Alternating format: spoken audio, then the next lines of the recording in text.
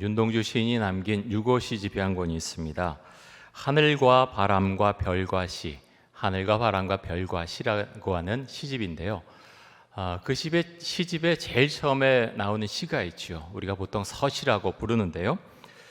서시의 내용이 이렇습니다. 죽는 날까지 하늘을 우러러 한 점 부끄러움이 없기를 잎새이는 바람에도 나는 괴로워했다. 별을 노래하는 마음으로 모든 죽어가는 것을 사랑해야지. 그리고 나한테 주어진 길을 걸어가야겠다. 오늘 밤에도 별이 바람에 스치운다. 여러분, 시를 읽으면 어떤 생각이 드십니까? 하나님을 사랑하는 마음이 사실 이 시 가운데 들어있고요. 또 이 시대를 살아갔던 윤동주 시인의 가슴 아픈 그 괴로움이 이 시에 담겨져 있습니다. 이 서시는 1941년 11월 20일에 지어졌다고 알려져 있습니다. 윤동주 시인이 대단히 힘들어하던 시기였습니다. 왜 힘들었냐 하면 이때가 전쟁 동원령이 내려졌습니다. 그래서 일본 군대에 징집되어 가느냐, 아니면 그렇게 원하지 않던 그 창씨 개명을 하고 일본에 유학을 갈 것이냐, 그 둘 중에 하나를 결정해야 되는 그런 시기에 있었기 때문이죠. 시인 윤동주는 자신이 어떤 선택을 하더라도 조국과 민족에 대해서 떳떳하지 못한 선택이라고 하는 그 마음을 갖고 있었습니다. 그는 유학의 길을 선택을 합니다. 그래서 유학을 가는데, 일본으로 유학을 한 윤동주는 조선 유학생들과 함께 조선의 앞날을 걱정하며 모임을 갖게 됩니다. 그런데 그 모임이 발각이 나서 일본에서 이제 재판을 받게 되었고요. 2년형을 언도받습니다. 후쿠오카 형무소에서 1년 7개월 동안 복역을 했는데 갑자기 죽고 말지요. 1945년 2월 16일에 28세 나이에 옥사를 하고 맙니다. 조금만 있으면 우리나라가 광복이 됐는데, 6개월만 있으면 광복이 됐는데 그 광복을 보지 못했습니다. 갑자기 죽은 이유에 대해서 여러 가지 이야기가 있는데 정확한 것은 사실 알기 어렵습니다. 윤동주 시인은 그렇게 서시에서 고백하지요. 죽는 날까지 하늘을 우러러 한 점 부끄러움이 없기를. 하나님을 향한 윤동주 시인의 신앙 고백이 아닌가 생각이 됩니다. 여러분, 우리는 어떻습니까? 하나님을 향해서 부끄러움이 없는 삶을 살아가야 되겠다, 사실 우리가 많이 생각을 하죠. 그러면서 우리 또한 그런 괴리가 있을 때, 삶과 우리의 신앙에 일치되지 않은 면이 있을 때 우리 마음이 참 힘들어 하기도 합니다. 여러분, 오늘 광복절, 이제 광복절이 어제였죠. 75주년이었고 오늘은 광복 75주년 감사주일로 우리는 예배를 드리고 있습니다. 여러분, 국가는 여러분에게 어떤 곳입니까? 국가, 나라가 없으면 사실 우리가 이렇게 예배 드릴 수 없겠지요. 지금 마스크를 끼고 있어서 참 답답하고 언제 이것이 끝날까 참 그런 안타까운 마음이 있지만, 그럼에도 불구하고 이렇게라도 예배 드릴 수 있는 것은 대한민국이라고 하는 울타리 안에 우리가 살고 있기 때문입니다. 그래서 여러분, 우리가 정말 우리 국가를 위해서, 나라를 위해서 기도를 많이 해야 되겠습니다. 우리나라는 1910년 8월에 일본의 주권을 빼앗겼지요. 그러다 만 35년의 세월을 보내다가 1945년 8월 15일에 독립을 하게 됩니다. 일본의 히로시마와 나가사키에 원자폭탄이 떨어졌고, 일본은 1945년 8월 14일에 연합군에 항복 선언을 하게 되죠. 그리고 그 다음 날 우리나라는 주권을 회복하게 됩니다. 여러분, 어떻게 보십니까? 세상 사람들은 미군과 연합군이 이를 이뤄냈다, 그래서 우리나라에 광복이 왔다라고 그렇게 평가하고 말하고 있죠. 맞습니다. 하지만 여러분, 우리는 거기에서 끝나서는 안 되죠. 이 모든 것을 주관하신 분이 하나님이시다라는 분명한 신앙 고백이 우리에게 있어야 합니다. 여러분, 단순한 어떤 미사오고가 아니죠. 정말 이것이 우리의 신앙 고백으로 고백되어져야 하는 부분이죠. 오늘 시편 말씀 126편 말씀 우리가 봤는데, 이 시편 기자도 동일한 고백을 주 앞에 드리고 있습니다. 1절 말씀 보겠습니다. 이렇게 고백을 합니다. 여호와께서 시온의 포로를 돌려보내실 때 우리는 꿈꾸는 것 같았도다. 여러분, 시편 기자는 이미 알고 있습니다. 페르시아의 고레스 왕이 칙령을 내려서 이스라엘 백성들이 그 포로 생활에서 돌아왔다는 것 알고 있죠. 역사적인 사실입니다. 그럼에도 시편 기자가 어떻게 고백합니까? 누가 유다 백성들을 바벨론에서 포로에서 돌아오게 했습니까? 여호와께서 우리를 돌려보내셨다라고 시편 기자는 분명하게 고백을 하고 있습니다. 여러분, 우리에게는 이 신앙 고백이 대단히 중요합니다. 시편 기자는 그러면서 그런 상황이 정말 꿈꾸는 것 같았다라고 고백을 하고 있죠. 여러분, 70년 동안 유다 사람들이 바벨론에 잡혀가 있었습니다. 우리나라는 35년 동안 식민지로 그렇게 지배를 받았지요. 여러분, 35년, 70년이면 35년의 배나 되는 그런 기간이죠. 35년 동안 있을 때 우리나라 사람 중에 갑자기 이렇게 광복의 순간이 찾아오리라고 누가 그렇게 생각을 했겠습니까?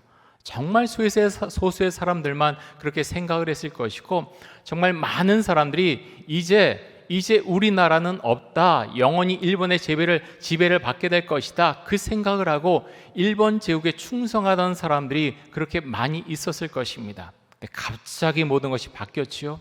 하나님께서 모든 것을 바꿔주셨습니다. 여러분, 유대인들도 마찬가지죠. 하나님께서 갑자기 고레스를 통해서 이 모든 상황을 바꾸십니다. 그래서 이스라엘 사람들이 바벨론에서 유다 땅으로, 이스라엘 땅으로 돌아올 수 있었습니다. 그때를 생각하며 마치 꿈꾸는 것 같았다라고 시편 기자는 고백을 하고 있습니다. 이어서 2절과 3절에서 이렇게 시편 기자는 고백합니다. 우리 같이 한번 읽어보겠습니다. 그때 우리 입에는 웃음이 가득하고 우리 혀에는 찬양이 찼었도다. 그때 문나라 가운데에서 말하기를 여호와께서 그들을 위하여 큰 일을 행하셨다 하였도다.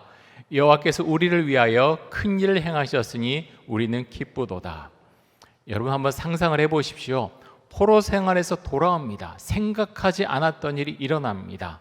입에는 웃음이 가득했고 혀에는 찬양이 찼었다. 시편 기자는 그렇게 고백합니다. 그러면서 이것은 여호와께서 그들을 위해서 큰 일을 행하셨기 때문이다라고 시편 기자는 고백합니다. 하나님께서 큰 일, 이스라엘 백성들로 하여금 그 나라로 돌아갈 수 있는 큰 일을 행해 주셨다라고 시편 기자는 고백을 합니다. 여러분, 이것이 우리의 신앙 고백이 될 수 있기 원합니다. 여러분, 우리 국가적으로도 그렇고요, 개인적으로도 그렇습니다. 우리가 생각하지 못했던 것, 하지만 정말 원하고 바라는 기도 제목이 우리에게 다 있습니다. 그것을 주님께서 이뤄 주실 때가 있다고 하는 것입니다. 그래서 여러분, 우리가 기도의 끈을 놓아서는 안 된다고 하는 것입니다. 우리나라의 경기연구원에서 설문조사를 했는데요, 우리나라 국민의 절반 정도가 코로나19로 인해서 우울증과 무기력증을 경험하고 있다고 합니다. 코로나19로 인한 불안과 스트레스 때문에 우울증도 생겨나고 무기력증도 생겨났을 것입니다. 여러분은 어떻습니까? 다 우리나라 국민이면 또 전 세계 사람들 다 어떤 스트레스를 사실 다 받고 있지요. 다 받고 있습니다. 하나님을 믿는 사람이나 믿지 않는 사람이나 다 받고 있지요. 문제는 이런 어려움이 있을 때 우린 그런 스트레스를 어떻게 이겨나가는가 하는 점입니다. 하나님께서 우리의 지혜를 주셔서 이런 어려움 이겨나갈 수 있길 원하고요, 또 믿음 주셔서 이런 어려움을 이겨나갈 수 있길 원합니다. 여러분, 오늘부터 사회적 거리두기 2단계가 시작이 되었습니다. 참 2단계를 이제 맞이하면서 마음이 참 아프고 참 마음이 힘듭니다. 그렇게 바이러스가 확산된 그 중심에 또 교회가 있지요.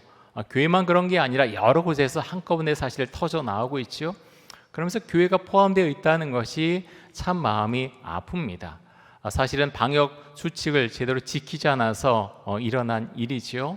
함께 모여서 그렇게 공동 식사하고 함께 음식 나눠 먹지 말라는데 무시했죠. 여러분, 어떤 것이 믿음이고 정말 어떤 것이 바른 신앙입니까? 지난 4월 초에 장신대 교수님들이 책을 2권 펴냈는데요, 재난과 교회라고 하는 제목으로 책 2권을 펴냈습니다.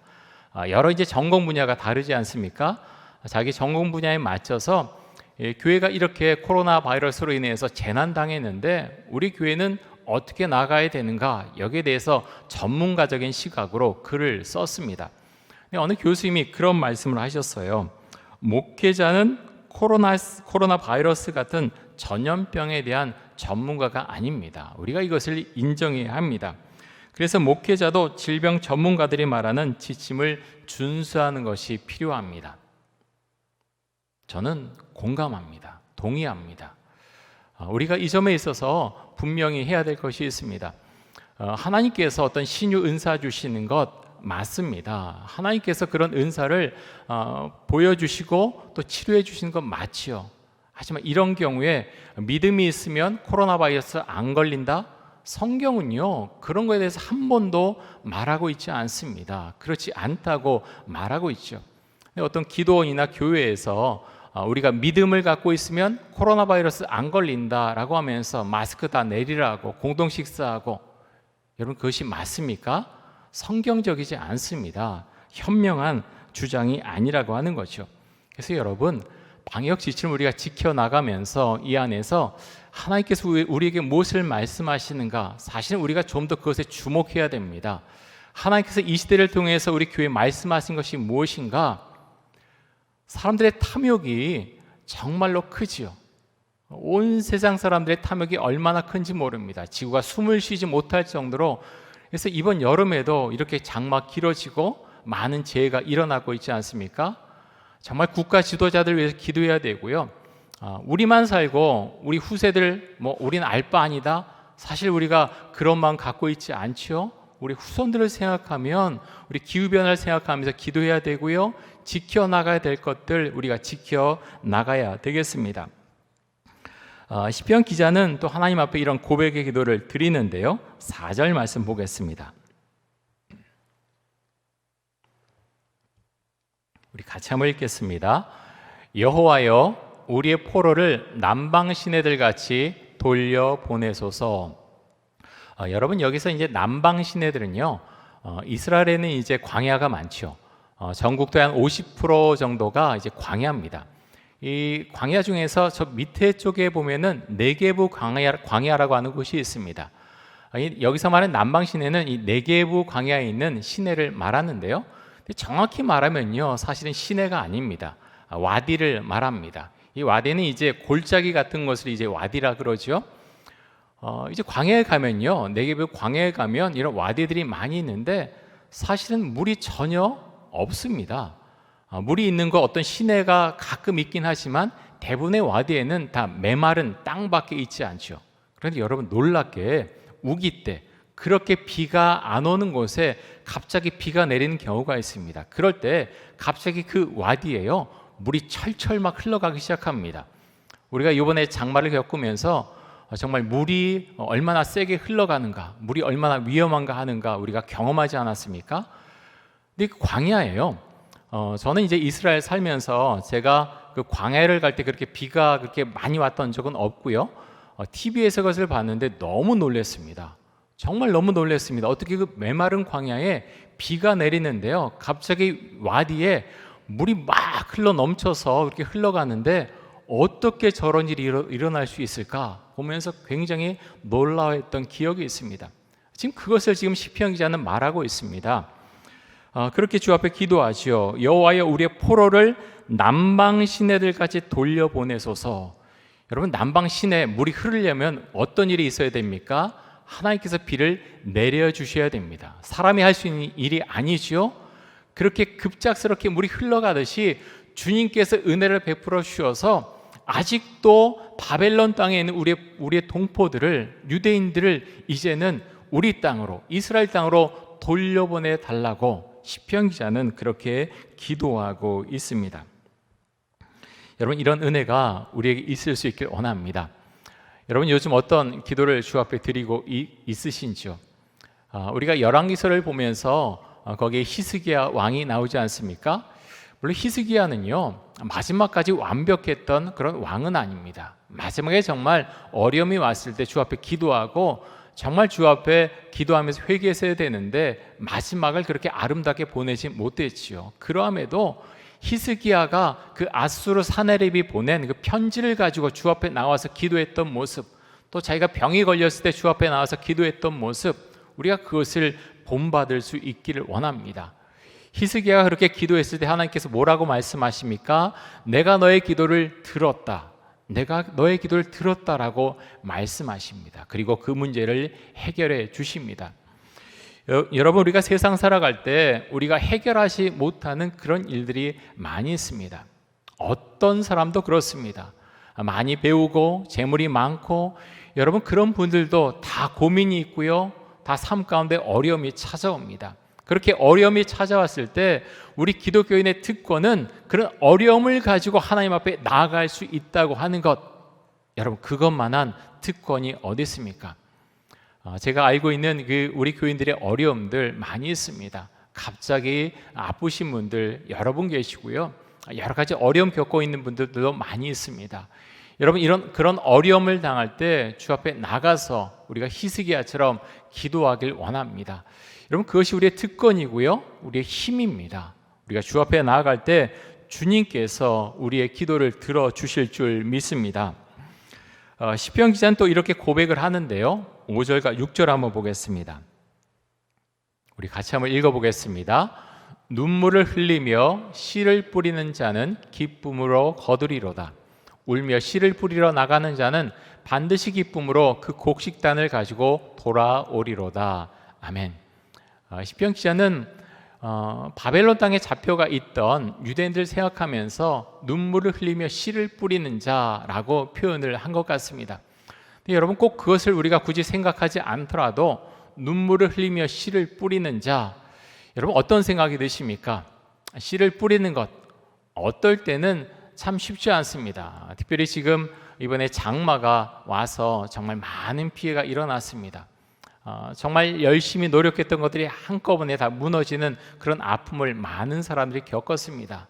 근데 다시 씨를 뿌리고 재배한다고 하는 것 쉽지 않습니다. 마음이 아픕니다. 어떤 일이 있을까? 세상 사람들이 말하는 어떤 트라우마가 생길 수도 있지요.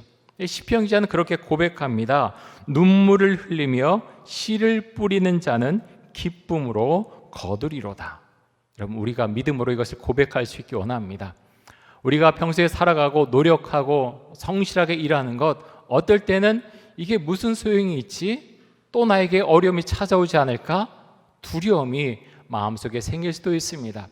하지만 그럴 때 이 시편 말씀, 오늘 우리가 본 이 말씀 펴놓고 우리가 기도할 수 있기 원합니다. 주님, 눈물을 흘리며 씨를 뿌리는 자가 기쁨을 거두리라고 말씀하지 않으셨습니까?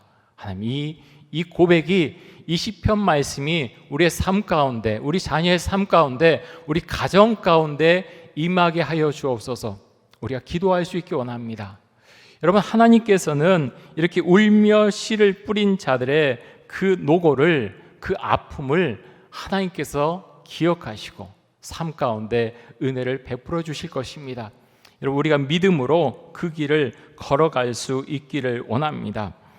하나님께서 이스라엘 백성들이 출애굽한 이후에 정말 이스라엘 백성들 많은 고생도 했지만 많은 불순종을 행하죠.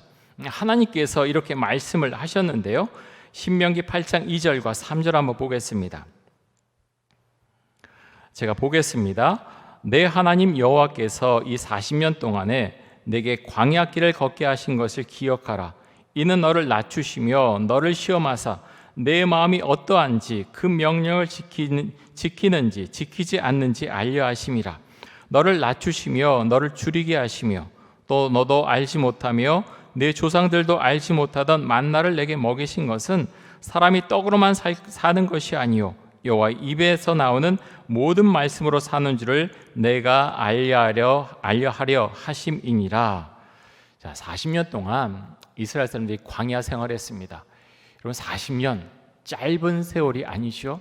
우리나라는 일제 식민지 생활 35년 동안 했습니다. 짧은 세월이 아니죠. 하나님께서 그동안 많은 것으로 사실 우리 민족 가운데 은혜를 주셨습니다.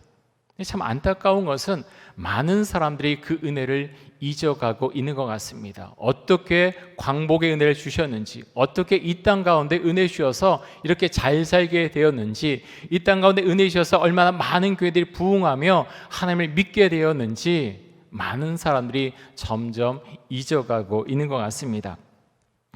여러분, 어찌 보면 지금 우리나라는 광야길을 걷고 있는 이스라엘 백성들 같은 상황입니다. 코로나 바이러스와 장마로 인한 피해, 그리고 경제적인 어려움, 또 주변국들과의 외교적인 마찰, 보수와 진보의 갈등, 우리가 해결해 나갈 것들이 얼마나 많이 있는지 모릅니다. 여러분, 우리가 이런 가운데 있지만 우리가 꼭 기억해야 될 것이 있습니다. 그것이 무엇입니까? 하나님께서 이 땅을 이끌고 계신다고 하는 것입니다. 여러분, 우리가 이것을 고백할 수 있기 원합니다. 광복을 주신 하나님, 우리 민족을 이끌어 오신 하나님, 이 땅의 부흥의 역사를 허락하신 하나님, 이 땅의 교회들이 교만해 있지는 않습니까? 우리가 아니라고 하지만 이 땅의 많은 교회들, 많은 목회자들, 많은 장로님들, 교우들이 교만한 마음이 그 속에 들어가 있지는 않습니까? 여러분, 코로나19 사태를 겪으면서 우리 교회들이 좀 더 깨어날 수 있길 원합니다. 하나님께서 한국교회에 말씀하는 것이 무엇인지 우리가 알길 원하고, 그 가운데서 하나님, 우리 교회가 바른 방향을 가지고 주 앞에 기도하면서 다시 나아갈 수 있기 원합니다. 우리가 함께 기도하길 원합니다. 사랑하는 성도 여러분, 우리 교회 위해서 기도해 주시고요, 우리 한국 교회 위해서 기도해 주십시오. 특별히 이 나라가 정말로 하나님만을 섬기는 나라가 되게 해달라고 기도해 주시기 바랍니다. 그렇게 쉬운 상황이 아니죠. 여러 가지 상황이 사실 교회에 대해서 압박을 가기도 하고 많은 어려움이 있습니다. 우리가 함께 기도할 때 하나님께서 우리 한국교회 가운데 함께 해주시고, 또 우리 대한민국 가운데 함께 하셔서 이 나라를 붙들어 주시고 이 나라를 인도해 주실 줄 믿습니다. 우리 함께 기도하겠습니다. 이 시간 기도할 때, 하나님, 대한민국이 하나님만을 섬기는 나라가 되게 하여 주옵소서. 하나님께서 이 나라를 이끌어 가심을 기억하고 하나님의 말씀에 순종하게 하여 주옵소서. 하나님의 공평과 정의가 이 땅에 심어지게 하여 주옵소서. 함께 통성으로 기도하겠습니다.